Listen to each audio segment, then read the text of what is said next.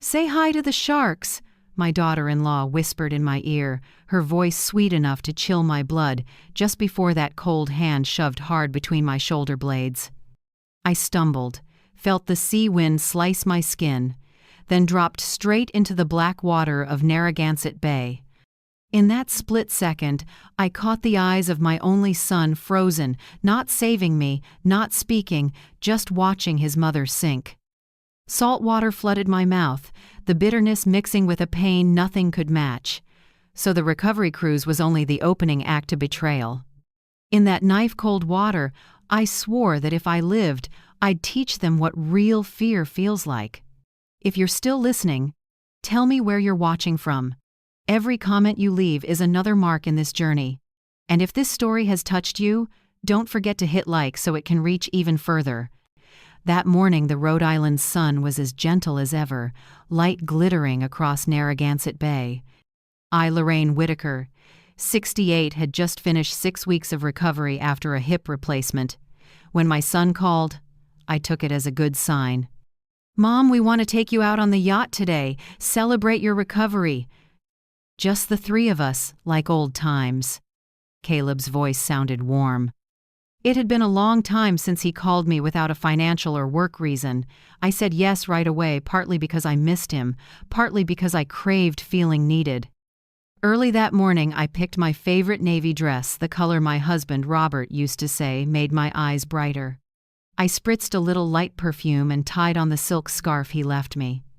In the mirror, I saw an older woman, but still steady, still believing. I thought maybe 2 years after Robert passed, Caleb had changed. Maybe my son truly wanted to reconnect. I was that naive. When I reached the Newport Marina, I saw Evelyn's dream sleek, white-hulled, my mother's name carved on the side. I'd never given permission for that. I stepped aboard, frowning, but forced a smile when Caleb opened his arms. "Mom, you look beautiful. Today you've got to relax." His hug was cold, missing the weight of real affection. Marissa, his wife, stood behind him, dark red lipstick, a smile sharp as a blade. "You look wonderful. I'll make you a mimosa, something special for today." I thanked her, though my heart dipped a little. The yacht pulled away. The engine hummed, the water shimmered silver. I leaned back into the leather seat, sea breeze lifting my mostly gray hair. Everything was calm, too calm. Caleb chatted, pitching a plan to simplify everything, stressing I should worry less about assets and hand management to the younger generation.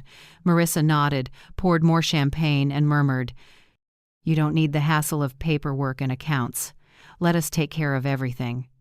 I kept my voice even. "I'm still clear enough to sign my own checks, Marissa." She smiled, eyes like needles. "Of course, Mom. It's just, sometimes people don't realize they're starting to forget the little things."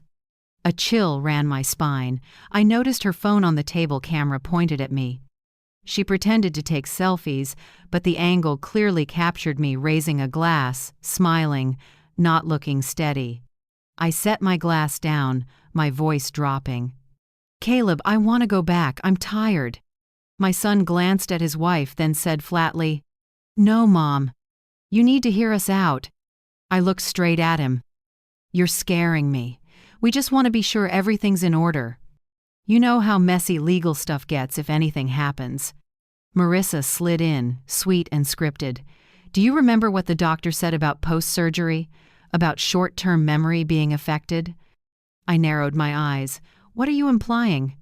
"Nothing at all, Mom," she smiled. "Just that, when the time comes, it's better if someone can sign for you." My hand trembled, but anger surged. I suddenly saw it. Since Robert died, they'd been building a wall around me. My old attorney stopped taking calls, accounts under review, bank calls rerouted through Caleb. I searched my son's eyes for a trace of the boy I'd held and rocked to sleep. Nothing. Only cold calculation. "I want to go ashore. Now." Caleb's voice dropped, cold as the water around us. "You're not going anywhere." Marissa came close, and in that exact moment she whispered the line that shoved me to the edge of life and death. "Say hi to the sharks." The shove wasn't hard, but it was enough to throw me off balance. A heartbeat later, I dropped off the deck. Water exploded around me, salt burning my mouth like needles. In that split moment, I saw them on the deck, Caleb faking panic, Marissa clutching her chest, putting on shock. Then they turned away. I kicked, but the dress and shoes dragged me down. My head spun, hips screaming, but survival took over. I'd swum every morning with Robert for 20 years. He used to say, "The ocean doesn't kill you, Lorraine. Fear does." I held my breath, kicked hard, and aimed for a distant light, some small fishing boat. Every yard burned. It felt like someone was squeezing my lungs, but I didn't stop. I saw Caleb's eyes as I fell, no love, only relief. I thought of Robert. He always said I was stronger than I believed. He was right. I broke the surface, coughing, and shouted hoarsely, "Help! Somebody!" A flashlight swept my way. A rough male voice barked, "Holy hell! Someone in the water! Hold that line! Pull her up!" I grabbed the rope. Sun-browned arms hauled me onto a rough wooden deck. I collapsed, shaking so hard my bones rattled. Salt, motor oil, and gasoline smoke, smells of survival. The man threw a blanket around me. "Ma'am, what happened? Where'd you fall from?" I opened my mouth, breath ragged, voice shaking. Don't call the Coast Guard. Let them think I'm dead." He, my rescuer, held my gaze, more than surprised, something like compassion there. "My name's Hank," he said quietly. "People usually say that when they're running from the devil." I nodded. "Not the devil, my own blood." Right then I knew. Lorraine Whitaker died on that yacht. The woman pulled from the bay was someone else. Someone who would live to take justice back, inch by inch. Curled in a soaked blanket on Hank's wooden deck, I shut my eyes, tried to steady my breathing. The wind burned my face, but old images flickered, small details I'd brushed off now snapping into place like a completed puzzle of betrayal. It began months earlier, right after I left the hospital. I remember that first morning back in my Newport condo, sunlight in the windows, gulls crying, and Caleb standing in my living room with a thick stack of papers. His voice was light as air. "Mom, I've talked to your financial advisor. He'll help reorganize your portfolio. You don't need to worry." I smiled with relief. After Robert passed, I struggled with the mountain of paperwork and investments from his tech company. It seemed my son was stepping up, but within weeks, things slipped. My financial advisor, who used to call weekly, went silent, emails unanswered. When I phoned, his assistant said, "He's no longer handling your account. All updates will go through Caleb Whitaker." I was stunned. Why would my account go through my son when I hadn't signed any power of attorney? I called my longtime accountant of nearly 20 years. He apologized for being booked, rescheduled, then canceled. My personal attorney, Clarice Nolan, once Robert's close friend, started dodging me too. Calls went to voicemail. I left messages, sent emails, nothing. People around me vanished in sync, leaving me standing alone in a web of lies I didn't yet see. I told myself they were busy, or it was all coincidence. Then Caleb started showing up more. He brought fruit, pill boxes, and a soft smile. "You need me to take care of you. After surgery, your memory's more forgetful, right?" he said, with a hint of pity. I frowned. "I remember fine, Caleb. I'm just tired. Sometimes." "I know, but don't push it. You should think about streamlining assets, trusts, the company. Simplify to manage easily." It sounded caring, but his eyes held something cold, calculating. Robert used to say, "If someone says they love you but won't meet your eyes, pay attention." I didn't listen then. Next came Marissa, my daughter-in-law. After my hip surgery, she stayed 2 weeks. At first I was grateful. She cooked, cleaned, reminded me to take pills. Then oddities crept in. The painkiller bottle on the table had relabeled instructions, dosages crossed out and rewritten. When I asked, she smiled. The doctor adjusted it a bit so you can sleep. I was suspicious, but when I called the clinic, the nurse said, "We didn't change the prescription." I asked Marissa. She stayed cool. Maybe they forgot to update the system. Don't worry. One afternoon she brought papers. "Mom, this is a temporary power of attorney, just so we can pay bills for you when you're in the hospital." Purely procedural sign quickly for convenience. I lifted the pen, then froze. Robert had taught me, no one needs your signature rights if they truly want to help. I set the pen down and smiled lightly. "Thanks, but I can pay my own." Something dark flickered in Marissa's eyes, then the sweet mask returned. Looking back, each small thing was a drop adding up to a wave. I tried to believe they cared, but deep down, something was twisted. I felt watched, staged. Then came the fateful yacht trip. On deck, between waves and champagne, the last pieces clicked. Marissa kept her phone angled at me. She smiled, adjusted the lens. A family video for the memory. I saw the light reflected in the camera enough to know it was recording. I made polite comments about money, about how, if Robert were alive, he'd want Caleb to be more stable. Caleb nodded, mouth smiling, eyes cold. I see now they wanted footage of me rambling about money while tipsy. Proof I was no longer sound. As the yacht moved farther out, Newport shrank to a thin line, the water flat as glass. Fear crept in. I said, "We're too far. Let's turn back." Caleb said nothing, just raised his glass and stared at the sea. Marissa adjusted her phone. The silence was suspicious. "Caleb, I want to go back." "No, Mom. There's more to discuss." His voice went rough, every word pressed down. A vein stood out on his hand holding the glass. "We just want to be sure you're prepared in case you aren't clear-minded anymore." "Not clear-minded?" I repeated, heart clamping tight. Marissa tilted her head, soft as cotton, empty inside. "The doctor said you forget things, right? Early signs, Lorraine. We're just worried." I didn't answer. I looked down at the water. Ripples like ribbons of glass. Then I knew. They weren't going to wait. A boating accident was perfect. No witnesses, no evidence, no crime. A woman fresh from surgery, on pain meds, showing confusion, slips overboard too easy to believe. I took a deep breath, set my hand on the rail. I started to step back, but Marissa was already behind me, too close, too ready. Caleb gave me one last look, a tiny nod like signing a contract. Then the shove light, and enough to sever every illusion I had about a mother's bond. Now, in the dim light of the fishing boat, I see every layer of deceit I'd refused to face. Every concern, every favor, just steps toward the ending they scripted.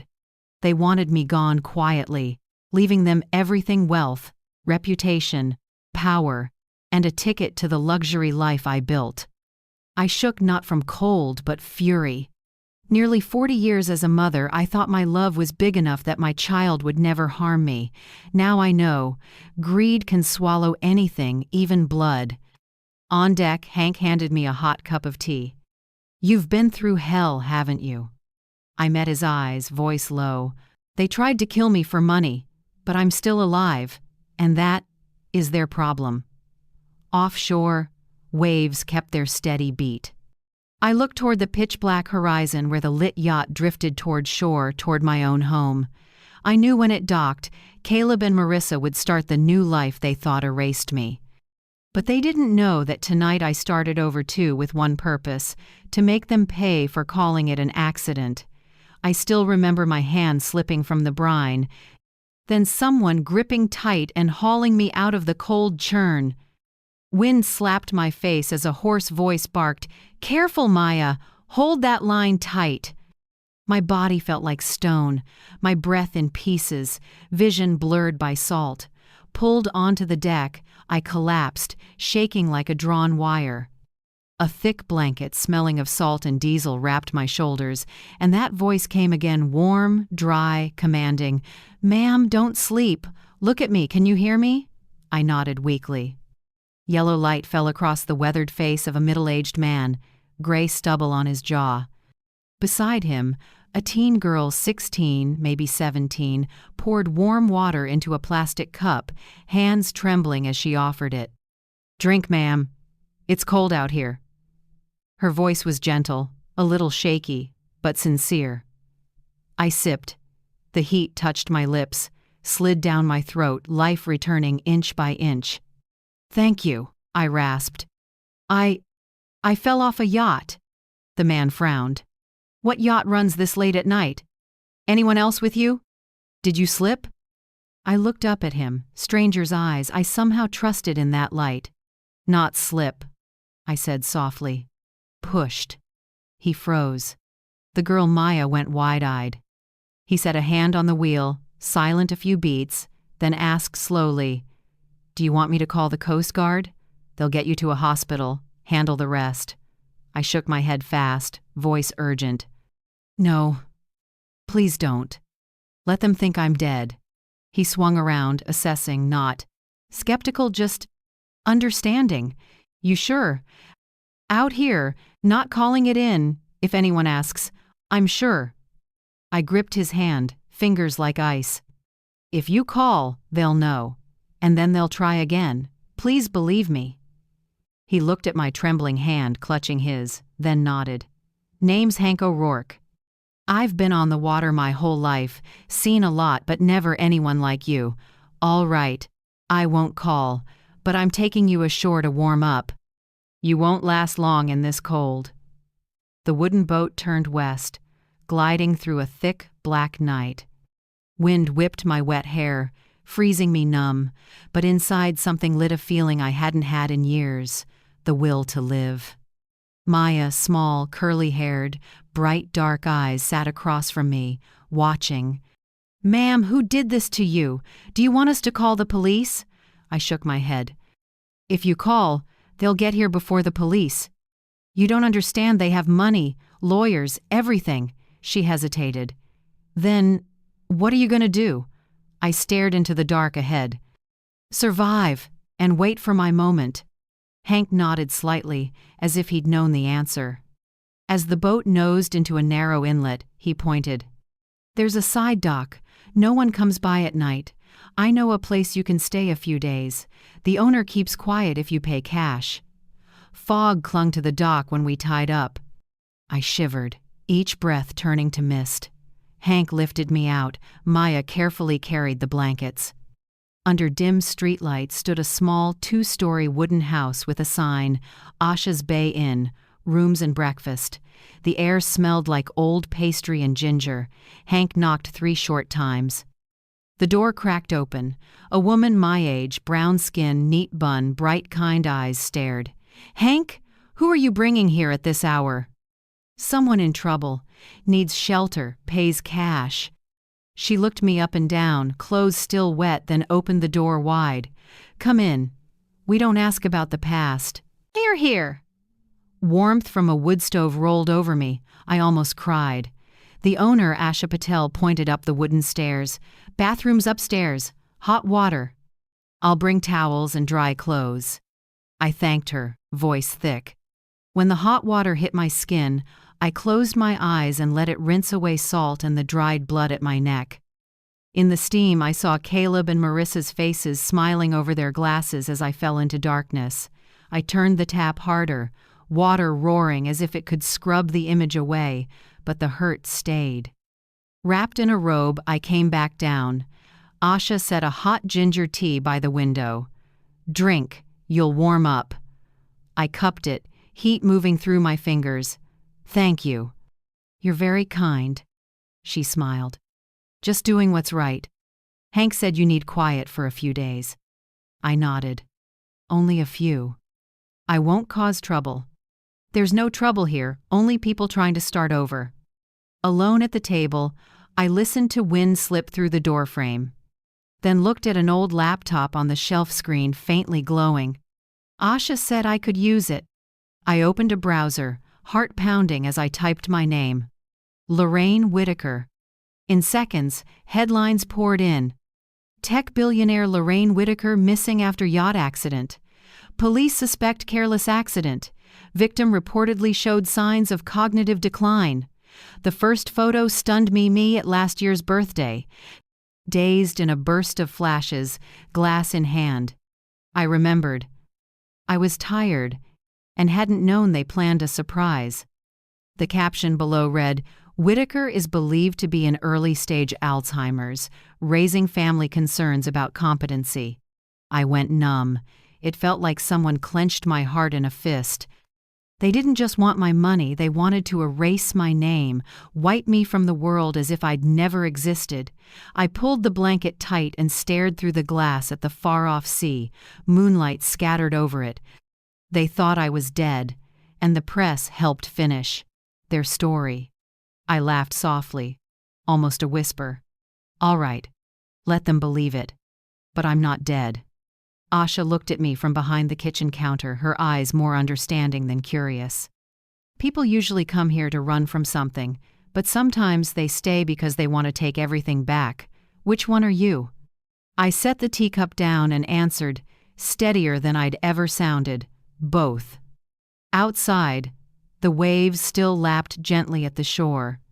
And I, the woman just pulled back from death, began to understand I wasn't just surviving. I'd been reborn. And the quiet of tonight was only the start of another storm, this time one I would make myself. 3 days after the yacht accident, my name was everywhere, all with the same tone, mournful, solemn, and dishonest. Tech billionaire Lorraine Whitaker passes away after a sudden accident. Family confirms she had been battling early-stage Alzheimer's. The press added, a private memorial will be held at Oak Ridge Cemetery. In lieu of flowers, the family requests donations to the World Alzheimer's Fund. I sat still in the small room at Ashes Bay Inn, the newspaper shaking in my hands. Beneath that headline was a photo of Caleb and Marissa holding hands, heads bowed, looking like two souls shattered by grief. They nailed their roles. I had to admit it, they knew how to paint a tragedy that made the world believe they were devoted and loving. Asha came over and set a cup of coffee on the table. You're going, aren't you? I looked up and nodded slowly. I need to see it with my own eyes, otherwise I won't believe what I'm reading. That's dangerous, I know. But sometimes to survive you have to look straight at the people burying you. That morning, the sky was a flat gray and the clouds hung heavy. I wore a wide-brim hat and Asha's dark sweater, and I walked the dirt path to Oak Ridge Cemetery. Bare branches stirred in the wind. From a distance, I saw a few dozen people gathered around the open grave, all in black. In the center, Caleb gripped Marissa's hand, head lowered like a man who'd lost his entire world. The officiant read a long eulogy about a great woman taken too soon by illness and accident. I stood behind the trees, far enough to be safe. My heart beat slow, even cold. It's a strange thing to watch your own burial while you're still breathing. I saw Marissa dab her eyes with a white silk handkerchief, precise, perfect, not a real tear in sight. Caleb's shoulders trembled, but not from emotion. I recognized that tremor, the same one he had when he lied to his father as a boy. I pulled a small notebook from my pocket and marked down everyone present. Robert's old friends, a few former employees, familiar neighbors, but 3 absences caught my eye. Edward Kane, my financial advisor, the man who managed nearly all my remaining shares. Clarice Nolan, the original trust attorney who swore to Robert she would protect me. Lisa Grady, the bank controller who approved all asset transfers. All 3 vanished. No flowers, no condolences. Too neat to be coincidence. The service ended quickly. People drifted away. Caleb set a bouquet of white flowers on the grave, then turned to hug Marissa.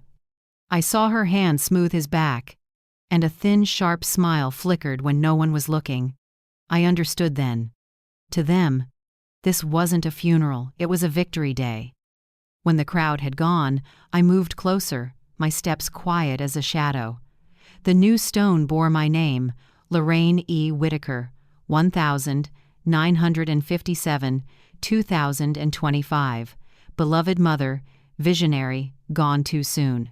I read each word, then let out a small laugh. Beloved mother. Sure. They picked that line to convince everyone the family bond was intact. The wind rose, tugging loose strands of hair across my forehead.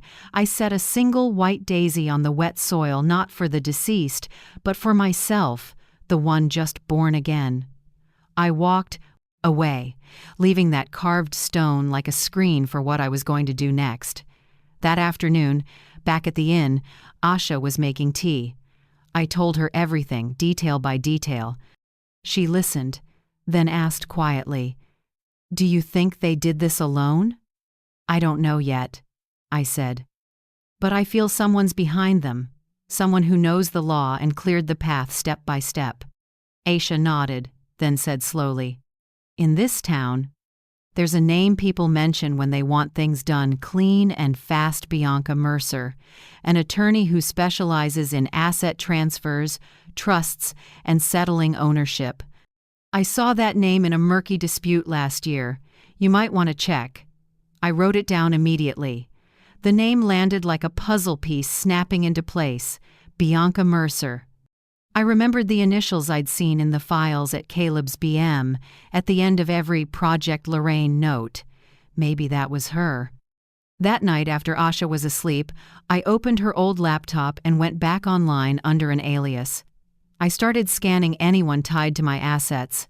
The deeper I dug, the worse it looked. Trusts that once had my name were now temporarily transferred to an entity called Mercer and Hale Advisory Group, Hale being Marissa's last name. It felt like someone squeezed my chest. Everything had been arranged carefully, cleverly, almost legally. I opened a new note and listed everyone with access to the trust systems: Caleb, Marissa, Bianca Mercer, and Edward Kane. I drew arrows between them, marking connections by job, timeline, and benefit. A network began to form. At its center was MT, the initials I'd seen on the Project Lorraine notes. I wondered if that stood for Mercer Trust or Mercer and Torres, or something else I hadn't uncovered yet. The clock was a little past 11 p.m. Outside, the wind hissed through the doorframe, and thin moonlight fell over the financial map I'd sketched on paper. I stared at the circled names, a chill running down my rare back. The more I thought, the more certain I was that Caleb and Marissa were only pieces on someone's board. Behind them stood a person who knew the law well enough to turn murder into asset transfer due to incapacity. And the name Bianca Mercer was the key to the whole lock. I closed the notebook and took a long breath. The fire in the stove flickered, casting orange light onto the old walls.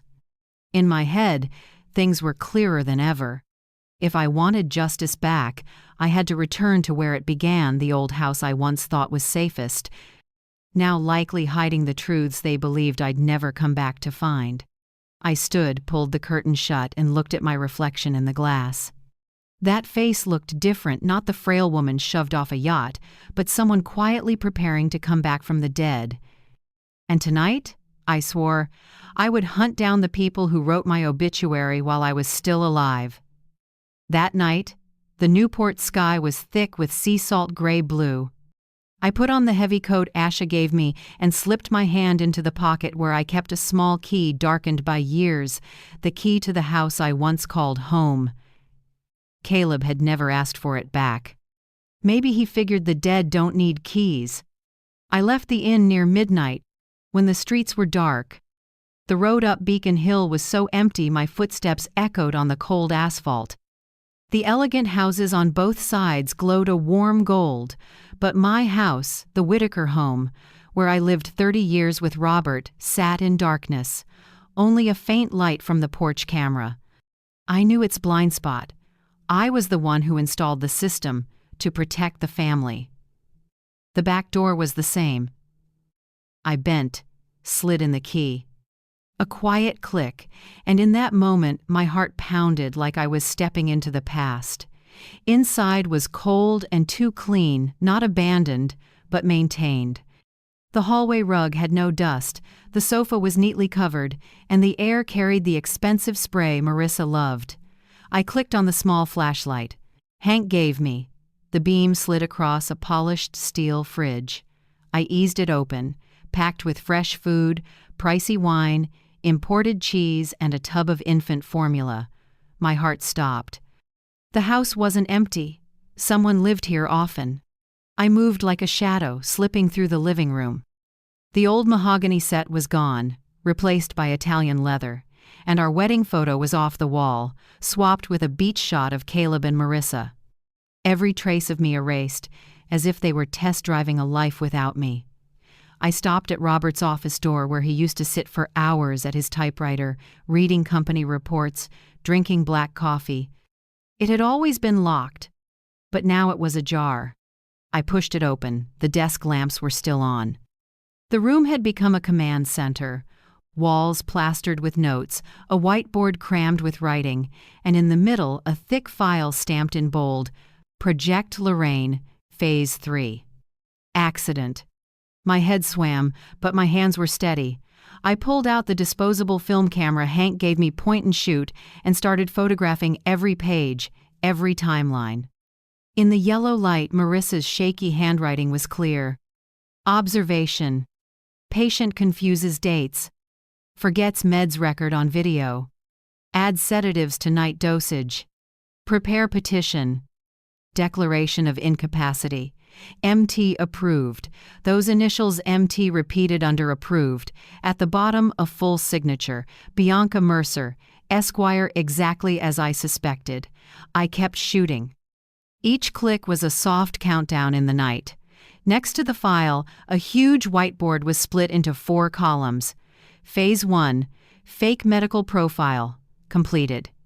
Phase 2, Secure Asset Authority, completed. Phase 3, Boating Accident completed, estimated 05/07. Phase 4, Court declares incapacity and announces inheritance plan in process. The last line was circled in red ink, with Caleb's handwriting beside it.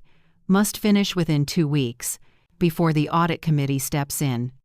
I dropped into a chair, hands shaking. Page after page proved they'd planned this for a long time, not just to take everything, but to legally destroy me, one step at a time. I flipped to the next stack. Memory Decline Observation Report, Patient L.W. Lorraine Whitaker. Below were precise dates and notes. March 12th, mixed prescriptions, confused morning and night due to Marissa relabeling. March 25th, rambling about assets in front of medical staff. April 30th, forgot doctor's name, prolonged confusion. I drew a long breath. Every proof was one of those foggy, exhausted moments after surgery, and they had staged them. I took a few more shots, then closed the file. In the pile was a loose fax, wrinkled at the corner, from Bianca Mercer to C. Whitaker, M. Whitaker subject, prepare court petition. After the hearing, submit the file with adjusted medical reports. Don't forget signatures. Phase 4 only succeeds if no one questions the death certificate. B.M.'s e-signature glared at the bottom. I slipped it into my coat pocket. This felt like the crucial piece. And right then, white headlights flared at the gate. An engine rumbled. I killed the flashlight, heart in my throat. A familiar voice on the porch. Did you lock the door? I left my phone on the table. Marissa's voice, bright and clear. Yeah, hurry up, I'm dead tired. Caleb's voice, flat. I scanned the room. No way out the front. The only window was by the desk, facing the rose garden, the one I tended for 20 years. I held my breath, slid the latch, and slipped out just as Marissa's soft laugh floated through the living room. The garden soil was damp, the smell of roses mixed with iron in the cold night. I crouched low, moved along the fence, fingers gripping thorns. Every step was a drumbeat in my chest. I was less than 30 feet from the back door when a small, haunting sound cut through an infant's cry. I froze. My heart missed a beat. That sound was unmistakable, thin, broken, from upstairs. I looked up and saw a small light spilling from my old bedroom, the master, a baby. In this house, when that weak cry rose in the dark, my heart cracked. An innocent child, and two people who used to call me Mom. What would you do in my place? Would you stop or turn back and face them? Share how you feel in the comments.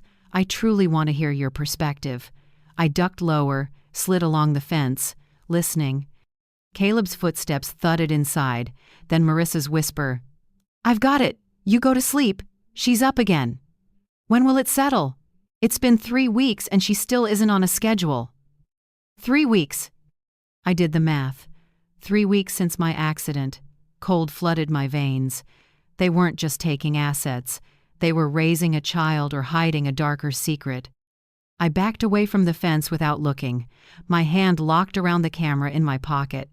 That night, leaving the house that used to be mine, I knew I'd brushed the last mask of this scheme. And that cry, thin and relentless, followed me all the way back. I barely slept that night. The baby's cry kept echoing in my head, clinging to every heartbeat, reminding me that something worse than betrayal lived in that house. Caleb and Marissa had never said they had a child. No friends knew, no posts, no announcements. In their world, everything got shown off: new house, new car, pricey vacations, yet something as big as a baby was silent. That could only mean one thing: the child wasn't born normally. I got back to the inn near dawn, still shaking with cold and fear. Asha woke as I walked in, but only looked at me without asking. She set a hot tea on the table, let me sit, then gently asked, "What did you see?" I stared into the steam, my voice tight. "A baby, in that house, newborn about 3 weeks. Asha frowned. "Have they told anyone?" "I don't think so. They're hiding her. I don't know why yet, but I'm sure she's tied directly to their plan." I remembered the lines in those files: "Prepare for legitimate heir." I hadn't understood then, but I did now. They needed a child with the Whitaker name to shore up legal claims after my death. A perfect heir to a multi-billion-dollar estate. I told everything to Hank when he came to fix Asha's generator that morning. He listened, then said, "You need someone who can dig without raising alarms. I know a guy, Evan Ross. Private investigator, used to work Boston PD, quit because he couldn't stomach buried evidence. He's quiet, honest, and he owes me." That afternoon, Evan showed up. 40s, tall, the worn face of someone who'd seen too much filth. He shook my hand, eyes steady, neither nosy nor pitying. "Hank says you need to look into a baby and 2 people who tried to kill you." I nodded and handed him the photos I'd taken in the house. He flipped through them, his gaze locked on Project Lorraine. "This isn't just asset theft. There's a whole legal pipeline behind it. I'll need a few days." 3 days later, he returned with a thick file and a heavy look. "I found where they've been going for months," he said. "A high-end fertility clinic in North Boston, North Shore Family Wellness Institute. They don't advertise, only take clients by referral. But I could access their parking lot cameras." He opened his laptop and ran a stream of security images. Clear shots of Caleb and Marissa, black coats, sunglasses, walking into the clinic at different times. One photo showed them carrying a thick envelope. Another had Marissa speaking with a woman in a lab coat at the back door. "Cash," Evan said. I checked internal accounting. There's a large payment, $220,000, labeled special consulting fee. "No. Invoice. No. Source." I leaned back, dizzy. "You think they hired a surrogate?" Evan nodded. "I don't just think, I know. North Shore runs something called the Private Heritage Program, a hush-hush surrogacy service for the ultra-rich who want a baby without their names in medical records. I tracked down a list of former nurses. One of them, Leah Torres, agreed to talk. We met Leah at a small cafe near Salem Station. Early 30s, hair tied back, eyes wary. Evan opened gently but straight. "Do you remember a patient named Reed?" "Talia Reed. 18, from Vermont." Leah stiffened, eyes wide, then whispered, "Oh God, Talia, I remember. Sweet kid, skinny, always smiling. She was caring for a rich couple, then she died." My hand clamped the table edge. "How did she die?" Leah swallowed. "The file says obstetric complications, but her pregnancy was perfectly normal. Blood pressure, heart, labs, all stable. That night, the on-call doctor said he'd give a routine injection to support labor. Minutes later, Talia seized and flatlined. No one explained. And the couple disappeared the next morning. Was that couple Caleb and Marissa Whitaker? Leah looked at me, realizing I wasn't guessing. She shivered. "I don't know their real names, but they signed with a C and M. The man said he wanted the birth certificate prepared ahead of time to list them as parents. We were never allowed to ask more." The air thickened. I heard my own heartbeat, slow, heavy, painful as a hammer. "How old was Talia?" 18. She'd just left home in Vermont. Said she wanted to earn money to go back to school. She believed she was helping an infertile family. After she died, the clinic director had everyone sign a new NDA. I quit a week later. I couldn't speak. A teenage girl, young enough to be my granddaughter, killed to hide a baby, and that baby was in the arms of the people who killed her mother. Evan closed the file, his voice dropping. "I can prove at least the cash transaction and the prepped fake birth certificate.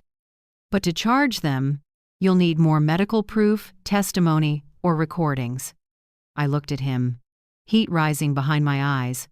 "I'll get it." We left the cafe as a light rain began. Boston rain is cold, clinging, like a reminder that guilt leaves traces no matter how you try to wash them away.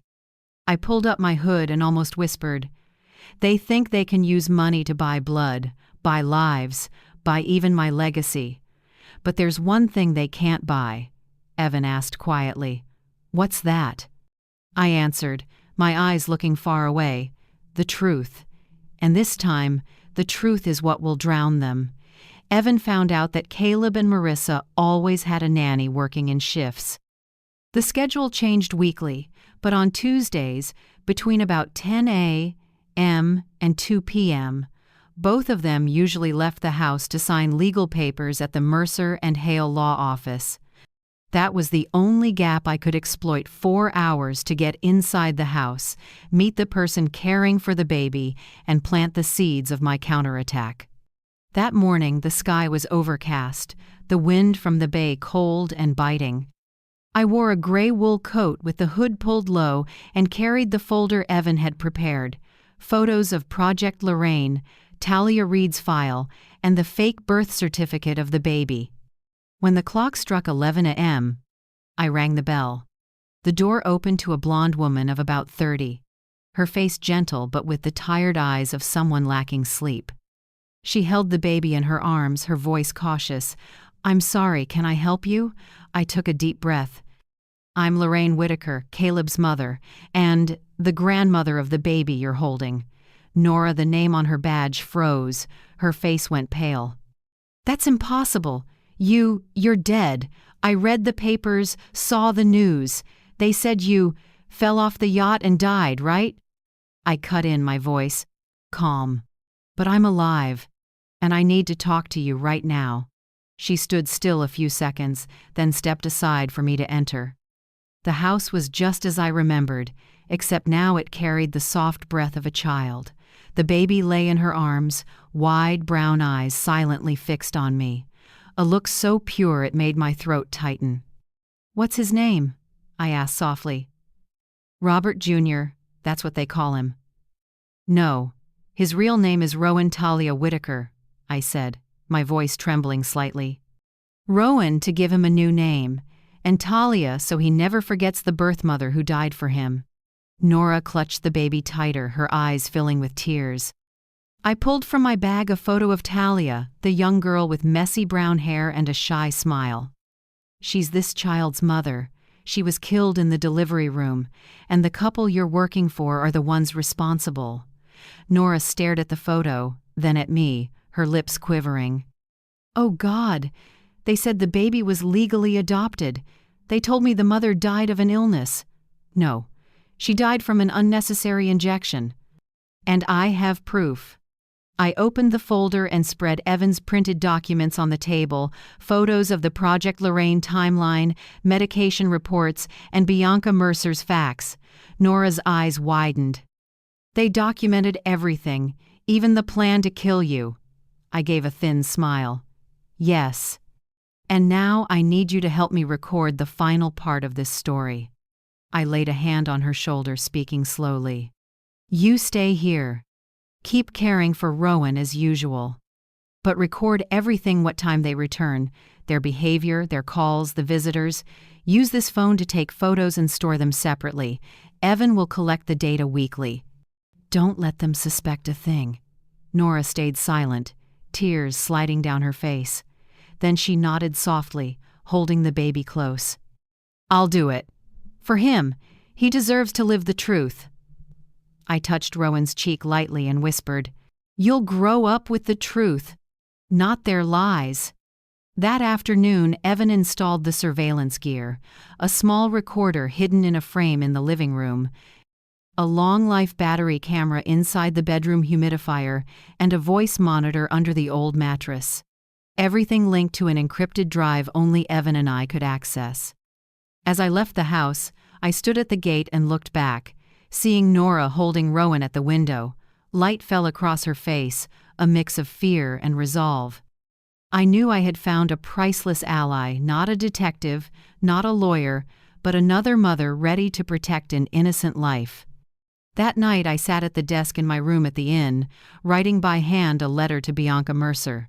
My handwriting steady, deliberate. Dear Miss Mercer, the woman you thought dead is still alive, and she has read every report of Project Lorraine. I suggest you review the file of patient Talia Reed before the court receives another copy from me. I am not seeking justice for myself, but for that girl and for the child named Rowan Talia. See you on the side of the light. I folded the letter, slid it into a white envelope, sealed it with wax. Evan would place it on Bianca Mercer's desk Monday morning when she least expected it. Inside me, a quiet fire flared, not the fear of a betrayed mother, but the will of a survivor ready to reclaim everything, including justice for the voices that could no longer speak. The next morning, the bay wind carried damp and cold through Asha's Bay Inn windows.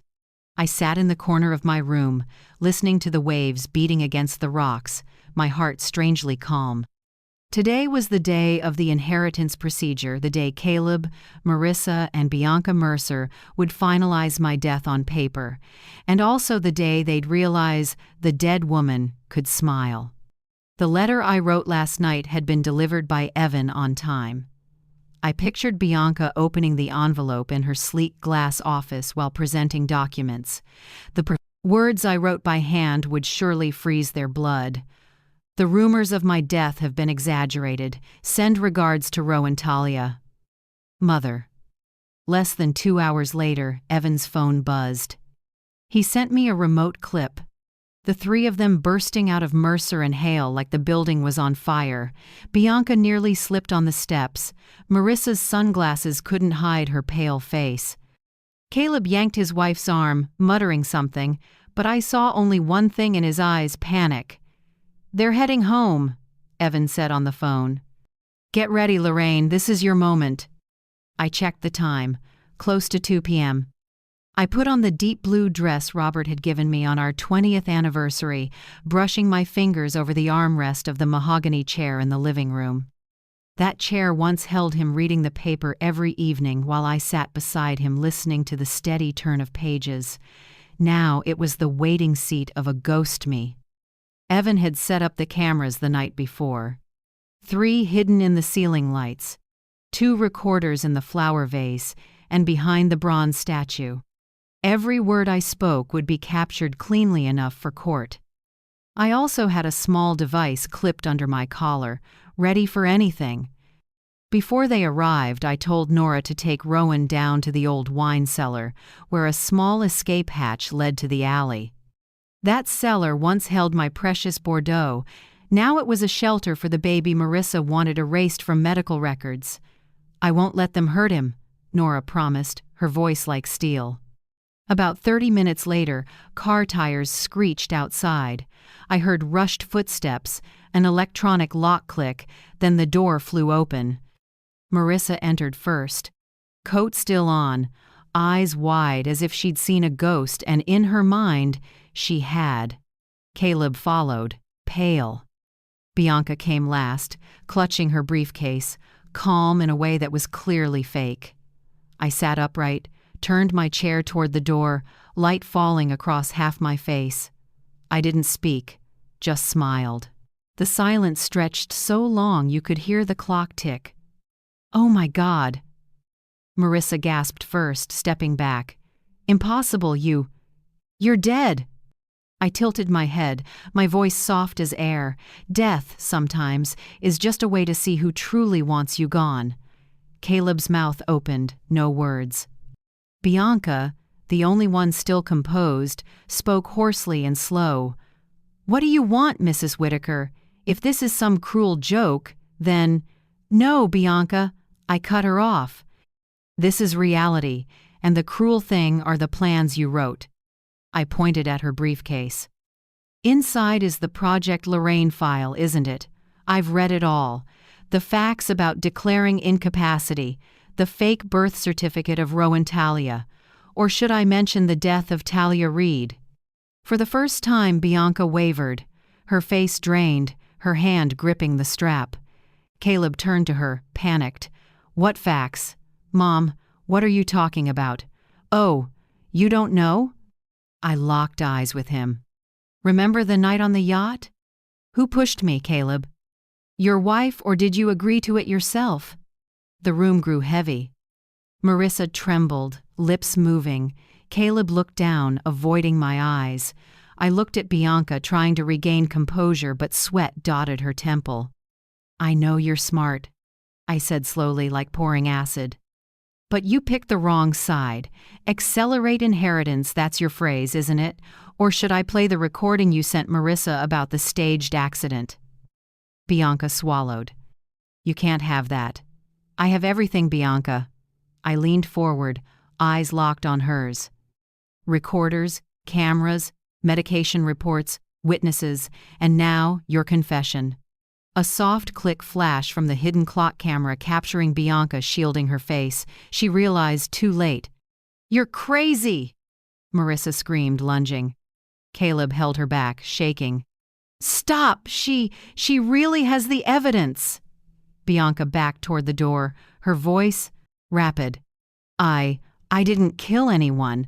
I just followed instructions, files, procedures, everything legal. Caleb, Marissa, tell her. I only brokered?" I cut her off. "Only took money to erase a life and legalize an orphan? Yes, Bianca. Just administrative work." I stood, walking slowly closer, not raising my voice, but every word sharp as a blade. "You know, it's funny. I used to think the scariest death was drowning. But now I see real death is when people still breathe but have no conscience." No one answered, only the faint cry from downstairs, Rowan, calling his mother's ghost into the storm of silence.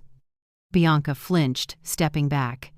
Evan, watching through the cameras, chose that moment to activate the hidden speaker. His voice came low and distorted through the walls. "Newport police are on their way. Stay where you are." Bianca's face went white. Marissa's hands dropped. Caleb collapsed into a chair, burying his face in his palms. I turned, walked slowly back to my old chair, sat down as if I'd just finished a regular meeting. Before the police arrived, I spoke softly, just enough for the recorder to catch every word. "You called me a ghost. But I'm the ghost who smiles, and I just watched the living bury themselves. The door slammed open with a hard crack that rattled the window frames. Marissa screamed, clutching her chest like she'd seen a real spirit. Caleb froze in the doorway, his pale face still holding the shaking keys before they clattered to the floor. I stood in the living room, the same space they'd arranged to remember me after my fake funeral. Afternoon light streamed through the frame, shining on me and the baby in my arms. Rowan Talia stirred, his tiny face flushed in the light, wide eyes open. His faint cry mixed with Marissa's ragged breathing. "What are you doing with my child?" Marissa shouted, her voice hoarse with fear and rage. I shrugged slightly, holding the baby tighter. "Your child? No.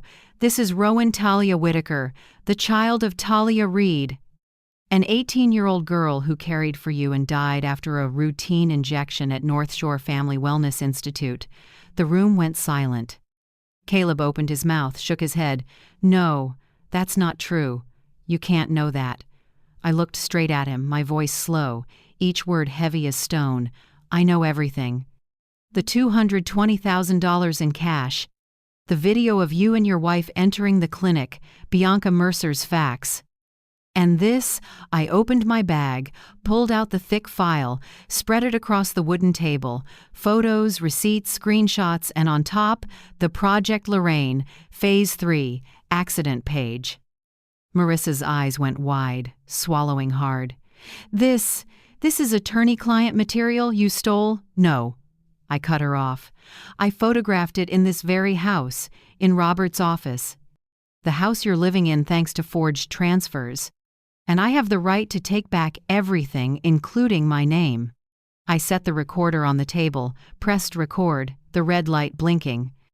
"Under Rhode Island law, one-party consent is enough. And I'm that party." Marissa backed up, her voice low and hard. "What do you want? Money? Or just to see us on our knees?" I laughed softly, cold. "No, Marissa, I want justice. I want everyone to know you tried to kill me and killed this baby's mother." Caleb raised his hands to his face, murmuring, "Marissa, stop talking." But she didn't. Panic turned to aggression. "You have nothing. These papers are fake. These photos could be staged. If you think you can undo this with some amateur tricks, then..." I pulled out Talia Reed's notebook. Evan had gotten it from Nurse Leah. I opened to the last page, the handwriting still shaky. "Tomorrow they'll give me the shot. The doctor says it will be easier. I just want to live to see the baby once." I looked up. "She has never got that chance. But I did, and I'm holding him now." Marissa went silent. Her face drained. Caleb trembled in the chair, staring at the baby like facing his own guilt. I looked at them both, my voice low. "Bianca may have been caught first, but you two can't hide forever. I'm giving you 24 hours. In that time, hand over all devices, sign statements about working with Mercer, and send me copies of the financial records. Do it, and I won't pursue attempted murder charges.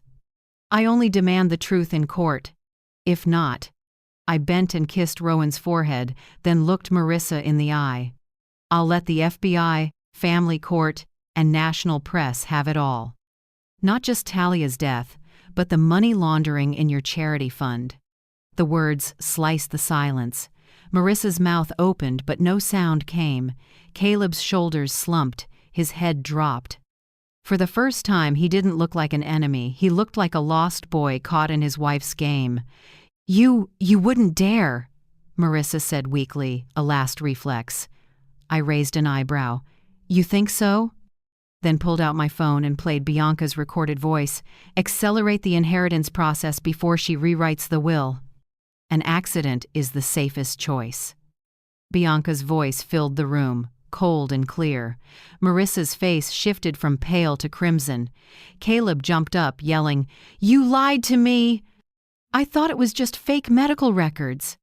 Marissa backed away, trembling, tears spilling. I did it for us. For the future." "You don't understand. Your mother would never give you a cent." "I gave you, Caleb." I cut in, looking straight at my son. "I gave you everything. But you let someone teach you how to trade your mother's trust for money." He dropped back into the chair, silent, hands on his head. I closed the file and slipped it into my bag, my voice firm. 24 hours from now. If I don't get confirmation, every copy goes to the press and the federal prosecutor. Don't try anything stupid. The cameras in this house are still live. I stood, walked to the door. Rowan stirred. I handed him to Nora, waiting in the hall, whispering, "Keep him safe. His mother died for the truth. We can't let her die in vain." I left in silence. Behind me, Marissa's choked sob rose, then a door slammed hard. I knew they wouldn't sleep tonight. As I stepped into the yard, I saw Evan waiting by the car, his cap pulled low. He looked at me, asked, "They agree?" I shook my head. "Not yet, but they will." Someone like Marissa can't stand being cornered. Evan lit a cigarette, white smoke curling in the sea breeze. "If they don't choose right?" I smiled cold. I already guessed. And they've just called the cleaner. The real game starts now. I couldn't sleep. Since leaving that house, every cell in me was stretched, listening for any unusual sound. All my senses were on alert, as if even the wind at the window could turn dangerous. Around 4 a.m., my phone vibrated. Evan. His voice low, urgent, clipped. "They're hiring a cleaner from New York, a man named Darian Holt. I've heard of him, handles post-event problems for the financial elite, never leaves a trace." I sat up, heart pounding. "How soon will he arrive?" "Before tonight." "They paid through a shell company in Manhattan. I traced the account, but he's the kind who can't be tracked. Lorraine, you have to get out. Now." I got out of bed, woke Asha and Hank O'Rourke, who'd been sleeping on the chair near the window. He didn't ask, just listened to a few words, then stood and put on his coat, his weathered face suddenly tight. "Let's go," he said. "I've got a safer place, a small island off Rhode Island. Old fishing buddy. This season it's empty, only gulls go there." I held Rowan Talia, wrapping the blanket around him. He slept soundly, breathing like a strand of silk. We left the inn while it was still dark, the fog so thick the headlights only reached a few yards. Hank piloted his old wooden boat, the engine grumbling in the night. I curled up, holding the baby close, listening to the waves hit the hull. About 2 hours later, we reached a small island only a few acres wide, covered in wild grass and white stones. In the middle stood a 2-story wooden house with a tilted chimney and dry climbing vines. Hank called it Morrigan's Rock, a place he and his friend had used to ride out storms years ago. "No network, no cameras, no neighbors," he said. "If they want to find you, they'll have to search the whole ocean." I froze. "Dead? When?" "This morning. Shot twice in the chest at a hotel in Providence. No security cameras working at the time. Local police think it was a robbery, but nothing was taken." A chill ran down my spine. Someone wanted him silenced. Exactly, and I think they're scrubbing the whole chain of contacts. I checked the Mercer and Hale accounts. $500,000 was withdrawn overnight. No trail, no wire, it just vanished. You know what that means. I nodded even though he couldn't see. It meant a high-level cleanup. It meant someone above Bianca Mercer was calling the shots. Asha, sitting beside me, listened. Her eyes lit up when Evan sent over a hotel surveillance still. In the photo, behind Darian Holt, a woman in a hooded cap walked by, only half her face visible. Asha squinted, her voice low. "Wait, this woman, I've seen her before." "Where?" I asked. "At St. Mary's Hospital, about 6 months ago." She came to the front desk asking for a list of elderly patients with no family visitors. I remember because she left a fake business card said Charity for Elder Care. The room seemed to thicken. Evan was quiet for a few seconds, then said softly, "That matches the report I'm looking at. A string of elderly patients who passed peacefully after getting legal counseling about their assets. Most share the same file pattern. witness signatures by Bianca Mercer, medical sign-offs from the same clinic, North Shore Family Wellness, and financial advising from Kane Holdings. 3 links: medical, legal, financial. I leaned back, heart pounding. A network. Right. And they weren't just targeting you. I've found 20 other cases over the past 10 years across New England. Each one an accident, falls downstairs, carbon monoxide, drug reaction, slips in a bathtub. All happening weeks after the victim transferred assets or was declared incapacitated. And all tied to people connected to Mercer. Evan sent over an image, a long data sheet with names, dates, causes of death, and the same note: family pre-advised by Mercer and Hale legal team. I read line by line, my fingers shaking at their ages: 67, 72, 80, 76. All wealthy, older, alone. People like me. And I almost became number 21, I whispered. Asha squeezed my hand, speaking gently.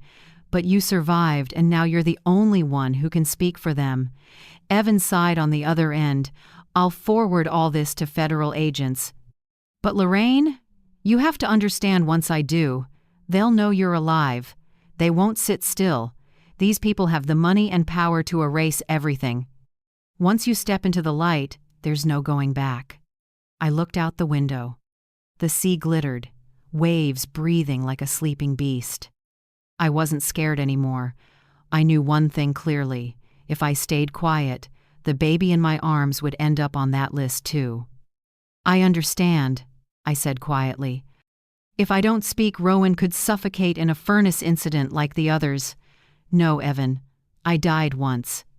I won't die again in silence. Hank stepped over and laid a hand on my shoulder.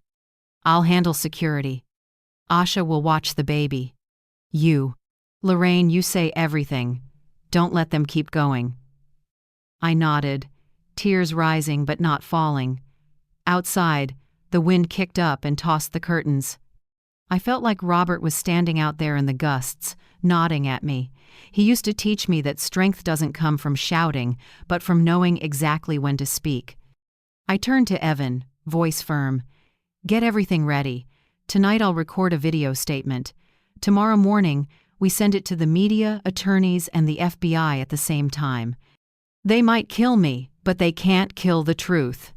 Evan was silent for a beat, then said, I knew you'd say that, and I'm already set. Lorraine, this time, we're not just exposing Caleb and Marissa, we're dragging the whole network into the light. I held Rowan and kissed his forehead. The sunset washed warm over his tiny skin, strangely peaceful.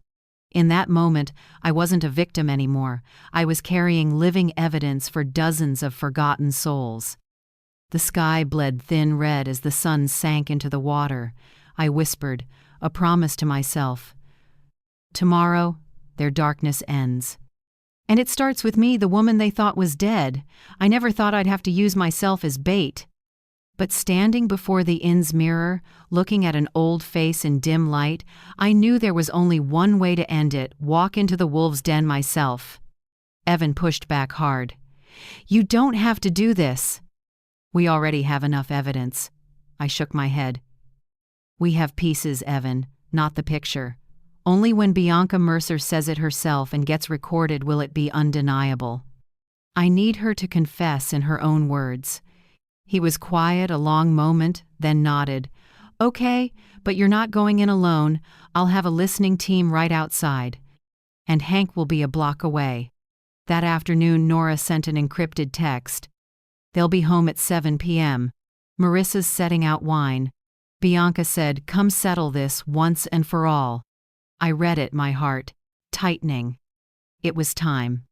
I put on my old navy wool coat, buttoned to the collar, no jewelry. I carried only one thing: a tiny clip-on recorder Evan had set up. Inside the house, Nora had already planted 3 more devices, one in the fireplace mantel, one behind the landscape painting, and one under the dining table where voices carry best. At 10 to 7, I walked up to the gate of the house that used to be mine. Warm yellow light spilled through the glass, the smell of wine and oak drifting out. In a gray van a block away, Evan and 2 agents sat silent, headsets on, signal locked. I rang. The door opened. Caleb appeared, looking tired and older than 40. His eyes met mine for a second, then slid away. "Mom," he said, voice cracked. I answered softly, "Let's talk. About Rowan. About ending this." The living room looked the same, but everything in it was a battlefield. Marissa sat on the sofa with a glass of wine, a half smile. "I knew you'd come. Old people like you can't stand seeing your money in someone else's hands." I didn't reply. I sat, set my bag on the table, eyes sweeping the room, every corner recording.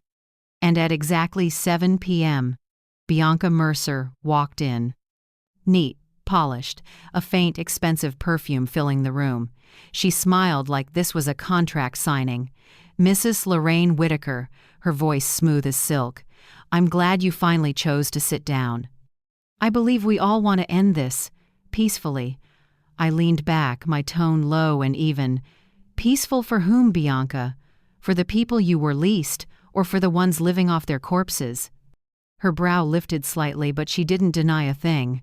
"We provide a peaceful end for those with no one left. You must understand, Lorraine, the system is complicated. Many people want to go gently." I looked straight at her and pressed the words, "How many?" She hesitated, then spoke slowly, even, like reading a report. 39 files resolved, all legal, with medical and legal sign-offs. None were prosecuted. Outside, Evan held his breath. Every word Bianca spoke was being captured as clean as a hammer strike. I kept my voice steady. "And among those 39 was Talia Reed, right?" Bianca shrugged. "If that's the name you want to use, I only know case F-237. A complicated matter, maternal death due to complications. The child transferred to guardians under the law. All paperwork complete." I heard Marissa chuckle under her breath. "See? All legal." "You've got nothing." I turned to her, my smile thin as a blade. "Right. Legal. Like paying cash to the clinic, swapping a birth certificate, and hiring someone to stage a boating accident for your mother-in-law. All nice and legal." Caleb gripped the chair arms, lips tight. I looked straight at him, voice low but hard. "This is the family you chose, Caleb? Killing, forging documents, taking a child on someone else's blood?" He opened his mouth to speak but didn't get the chance. Bianca set her briefcase on the table, her voice sharper. "Moralize all you want, Lorraine. You can't prove it. You don't have video, witnesses, or original records. I have everything legal. If you want to be left alone, sign this waiver of claims in exchange for preserving guardianship of the child. You'll be safe. You just need to disappear." I looked at the papers. Outside, I was calm. Inside, my heart pounded like a drum. Now was the time to make her say more. I asked quietly, "If I sign, you guarantee there won't be another accident, right?" Bianca smiled cold. "Guaranteed. No more accidents, no more furnace carbon monoxide, no more slips in the bathroom. You just stay quiet." Evan nearly shouted in a whisper over the comms. "She just said it." "We've got it, Lorraine. Let her keep talking." I took a deep breath and asked, "The people before me, they got the same treatment, didn't they?" Bianca tilted her head, voice flat. "They all passed peacefully. Some chose sleeping pills, others were helped with gas. We call it a humane ending. Don't pretend to be shocked, Mrs. Whitaker. This world runs because of people like us, people who know when to drop the curtain." I was silent. 1 second, 2. Then from the door came 3 hard knocks, dry and sharp like a judge's gavel. "Newport Police, open up!" Marissa jumped up screaming. Caleb froze, useless. Bianca whipped around, but it was too late. Evan and 2 federal agents rushed in, reading the warrant. "Bianca Mercer, you're under arrest for serial murder, financial fraud, and legal manipulation." The room exploded.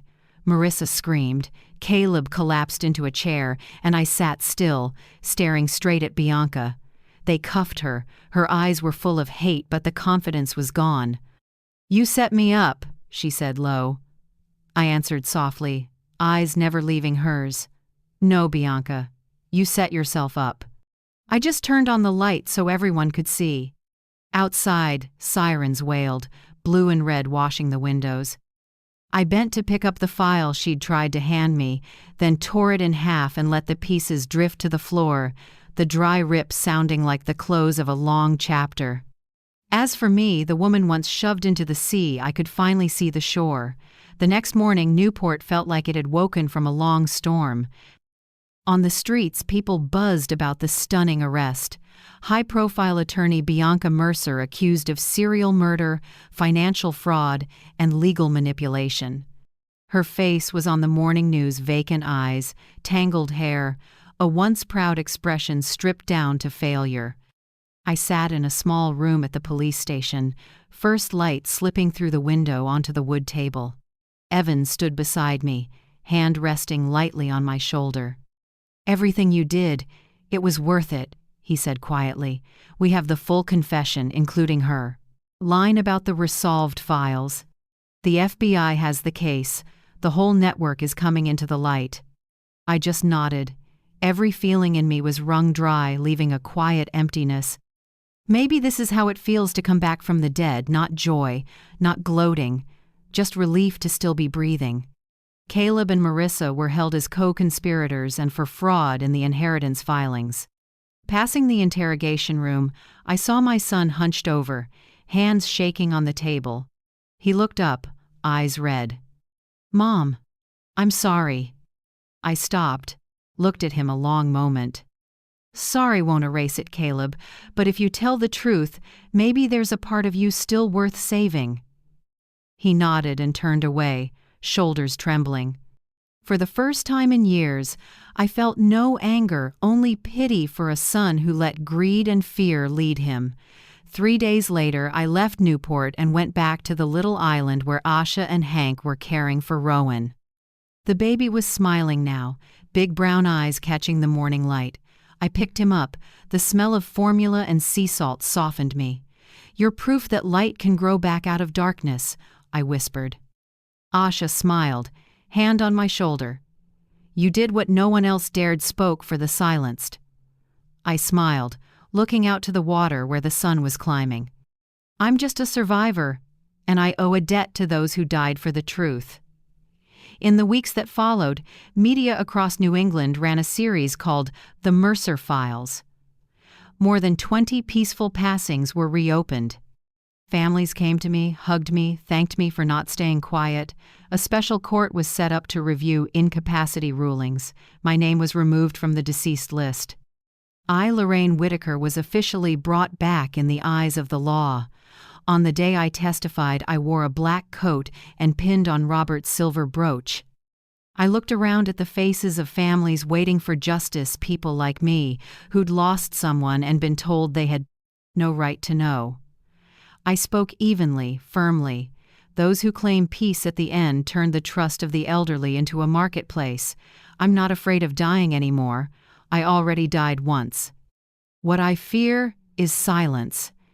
And today, I'm not silent. The trial ran 4 weeks. In the end, the verdicts came. Bianca Mercer, life without parole. 2 doctors at North Shore, 18 years. Clarice Nolan and Edward Kane, co-conspirators, 8 years each. Marissa got 12 years. Caleb received 5 years of community supervision and was permanently disinherited. Carrying Rowan out of the courthouse, a sea wind lifted his little blanket. He smiled up at me, wide-eyed, not understanding a thing. Maybe he'll grow up never needing all the details, only that there was a mother, a grandmother, and a world that paid a price so he could live. That evening on the island, I wrote the final lines in my journal. "Robert, you once said life is a series of lessons in courage. Now I understand courage isn't not being afraid. It's moving forward while you're still shaking. Rowan will grow up in love, not in schemes." And I at last get to live as myself, free, light, and true. I closed the notebook and looked out at the sea. The night was calm. Moonlight silvered the water, shimmering like a warm farewell to all the forgotten souls. Rowan let out a small cry. I pulled him close, patted gently, and whispered, "Sleep, little one. The world is quiet now." Then I turned to the small camera Evan left, switched it on, and looked straight into the lens. I knew the video would be posted as the final chapter of the series. I spoke slowly, as if to anyone watching from a quiet living room, a hospital bed, or the loneliness of old age. If you're hearing me, remember you're never too old to say enough. Believe in the value of your own voice. Sometimes a single honest word can topple an empire of lies. I paused, then smiled softly. I'm Lorraine Whitaker. I'm still here. And you, where are you watching from? Drop your city in the comments so I know how far this voice has reached. And if my story touched you, please subscribe, or simply share it with someone who needs hope. Thank you for staying till the very end. Outside the window, dawn lit the water, wiping away the night. I lifted Rowan, smiling as he beamed in the first light. An old chapter had closed. And I, the woman once shoved to the bottom, had finally surfaced, not as a victim, but as a witness to justice reborn.